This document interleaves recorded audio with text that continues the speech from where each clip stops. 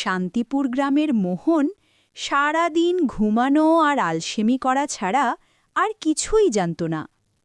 তার বন্ধুরা কাজ করে টাকা কামাত, কিন্তু মোহন সে শুধু সময় নষ্ট করত। একদিন সকালে তার মা তাকে ডেকে বলল, মোহন, ওঠ বাবা, রোদ উঠে গেছে। এভাবে সারাদিন ঘুমালে তোর জীবন চলবে কিভাবে? ওফ মা, আরেকটু ঘুমাই, খুব ঘুম পাচ্ছে। আজকে না হয় একটু বিশ্রাম নেই, কাল থেকে কাজ করব। মোহন, তুই কি বাড়িতেই আছিস? হে, আমি তো বাড়িতেই আছি। দাঁড়া, বাহিরে আসতেছি।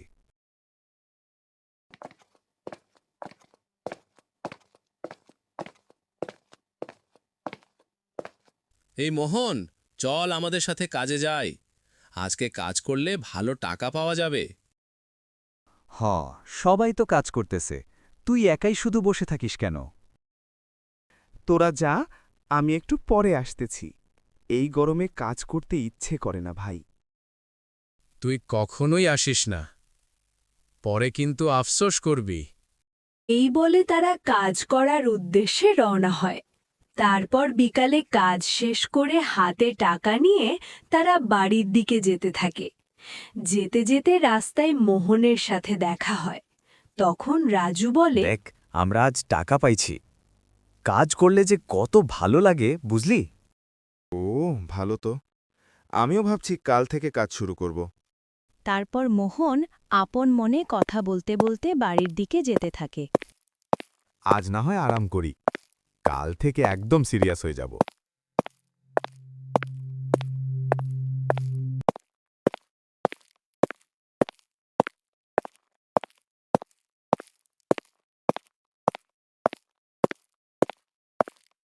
মোহন, ঘরে কোনো খাবার নেই। আমাদের এখন কি করে চলবে বলো তো? কি, কিছুই নাই? আমি তো বুঝতেই পারি নাই অবস্থা এত খারাপ। কাজ না করলে এমনই হয়। এখন বুঝতেছিস কেন বলতাম? আমি সত্যিই ভুল করছি। এভাবে আর চলতে পারে না। কাল থেকেই আমি কাজ শুরু করব। যত কষ্টই হোক, আমি চেষ্টা করব। পরের দিন সকালে ভোর হওয়ার সাথে সাথে সে কাজ করার উদ্দেশ্যে রওনা হয়। পথে যেতে যেতে রহিম আর রাজুর সাথে তার দেখা হয়। তারা তিন বন্ধু কাজ করে টাকা ইনকাম করার জন্য মাঠের দিকে চলে যায়।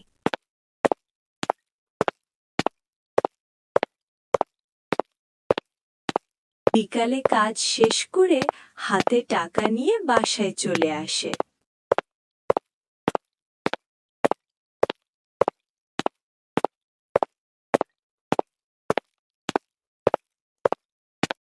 আজ আমি নিজের টাকা নিজে কামাইছি। এত খুশি আমি আগে কখনো হই নাই। এইবার তুই সত্যি বদলাইছিস। এভাবেই পরিশ্রম করে নিজের জীবন নিজে গড়তে শিখ বাবা। হ্যাঁ মা, আর কখনো ভুল পথে যাব না। এভাবেই সৎভাবে পরিশ্রম করে আমার সকল ইচ্ছে আমি নিজ হাতে পূরণ করব। তো বন্ধুরা, আজকে আমরা শিখলাম ভুল পথ যত সহজে মনে হোক, সৎ আর পরিশ্রমের পথই মানুষকে সত্যিকালের সুখ, সম্মান আর সফলতা এনে দেয়।